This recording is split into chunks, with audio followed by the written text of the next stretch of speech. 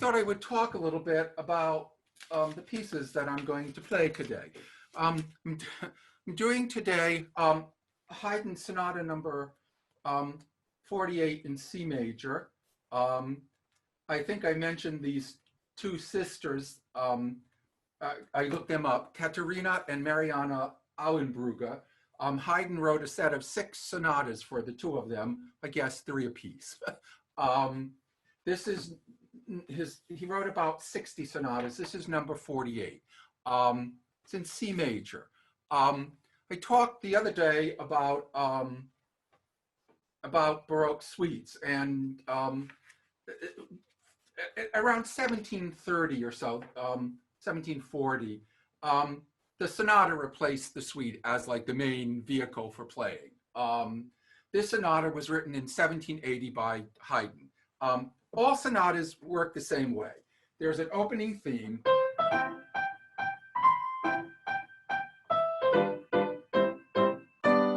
In the key of C, because the piece is in C.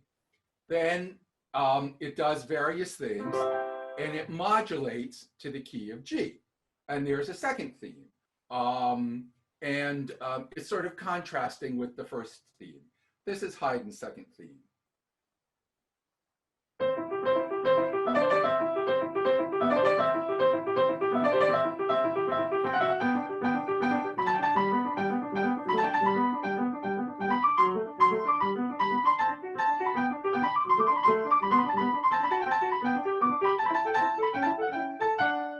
Okay, and it goes through various in the key of G.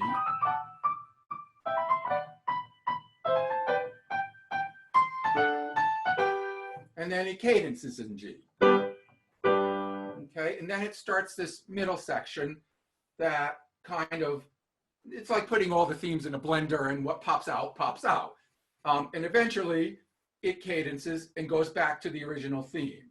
So Haydn does. Okay, now the original theme was in this octave.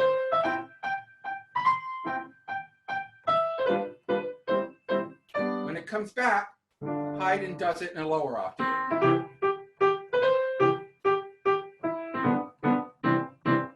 Just to kind of fool around with things. And everything in the first part that happened in G happens in C. Because if it happened in G, it would be like the Twilight Zone, and the piece would just go on and never end. Okay? All sonatas work the same way. Then there's a slow second movement, and then there's a fast third movement, which in this case is a minuet.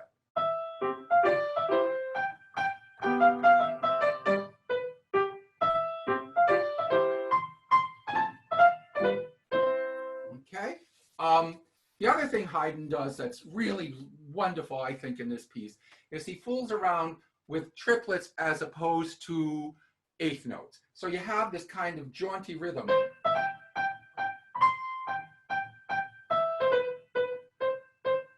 And you'd kind of expect this kind of accompaniment to it.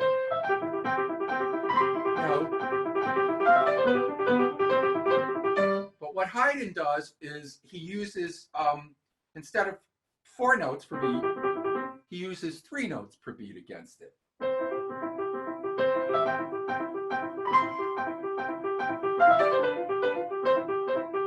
So you have this kind of, not clashing, but this kind of melding of this kind of smooth stuff against this very jaunty stuff.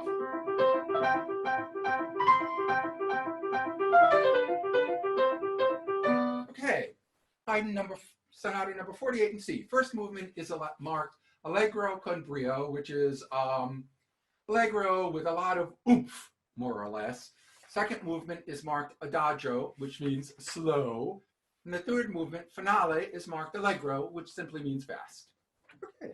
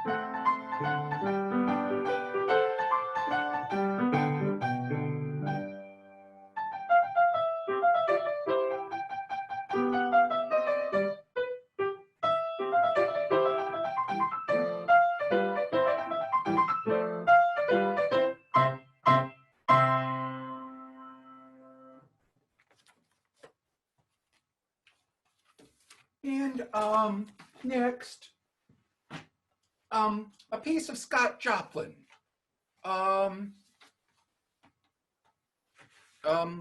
Called Solace, a Mexican serenade. Or in Spanish, the word for solace is Consuelo, which is actually a name. So it could be that this was inspired by a woman named Consuelo. Scott Joplin was a very interesting man. He was born in 1868 in Texarkana. Nobody's sure if he was born on the Arkansas side or the Texas side. But it's pretty definite that he was born in Texarkana. He lived there for a couple of years. His mother was a maid and his father worked for the railroad. They were, at the time, two of the types of employment that Afro-Americans could have. Was to be a railroad porter or some kind of worker on the railroad, and his mother was a maid. When he was about 3, they moved to Sedalia, Missouri.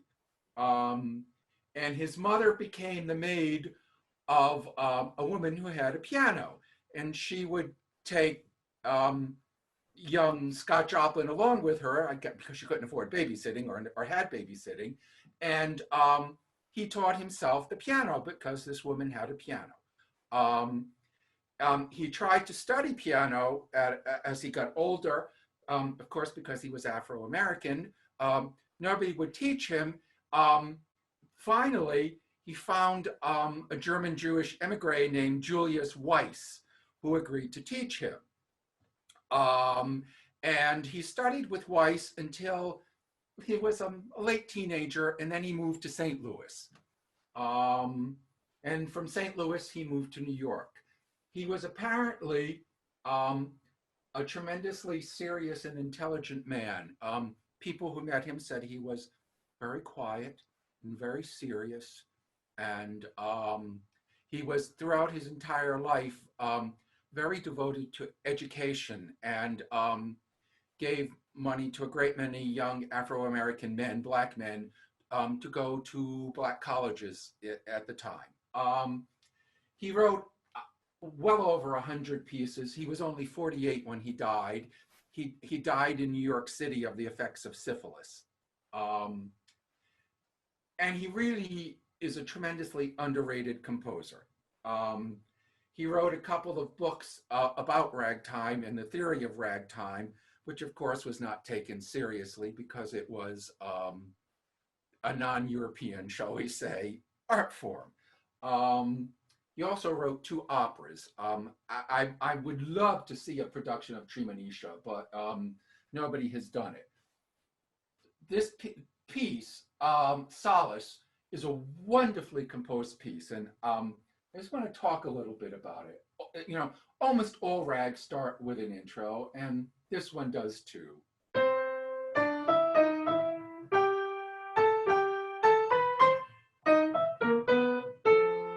And then it has this little, I wouldn't say pedestrian, but there's nothing special about this little theme.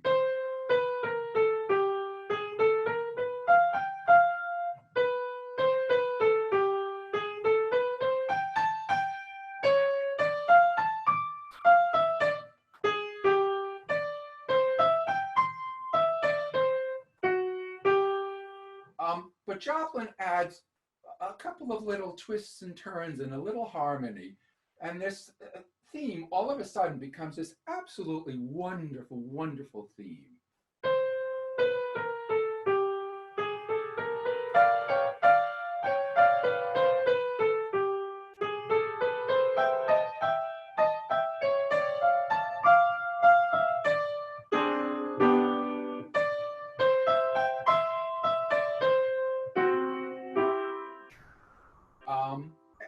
It just transforms into this really wistful, emotional, touching theme, I think. And all rags then modulate to a B section, which is in a contrasting key. In this case, it's the key of F. And there's a second segment.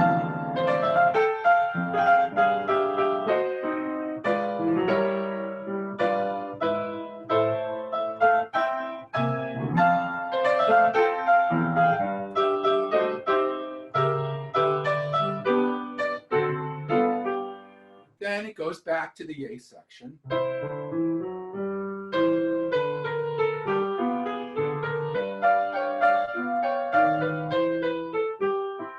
Then, again, it goes to a C section in a contrasting key, which in this case, again, is the key of F, little contrasting theme.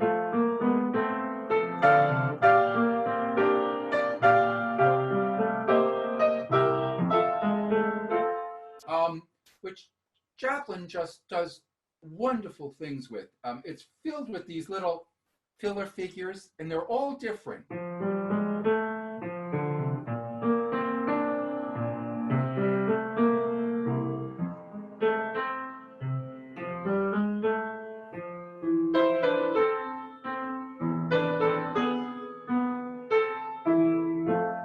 And then it goes, in this case, to a D section, which is the A theme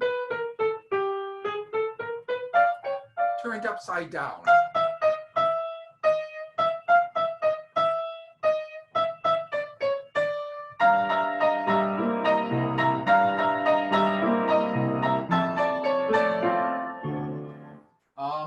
And the Mexican flavor, which I must say is a very Midwestern, Middle America Mexican interpretation, comes from this habanero rhythm in the left hand.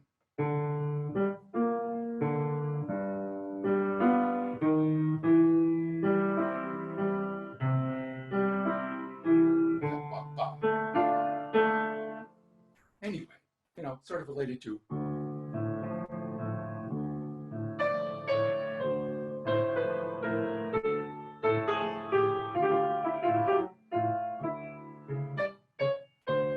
So it's a little Iberian flavor, not much, but it's a wonderful piece.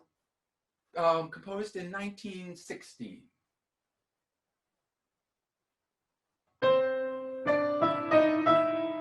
Ooh, yes, I think it's fun to watch the hands do these stride basses in ragtime. Your left hand is sort of all over the place. The tempo is very interesting. It says very slow march time. So if the piece is not, people always play ragtime too fast.